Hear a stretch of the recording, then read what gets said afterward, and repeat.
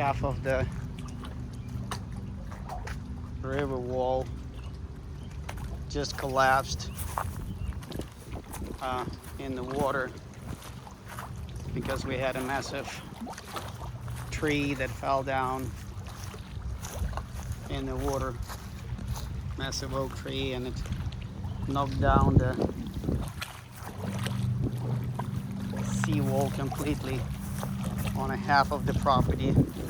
Currently do not have the funds available to rebuild this part as well. Piers clearly is also 20 years old at least. Just counting my blessings right now. I just returned from Ukraine. My parents were evacuating. I have been living in the house since the war began.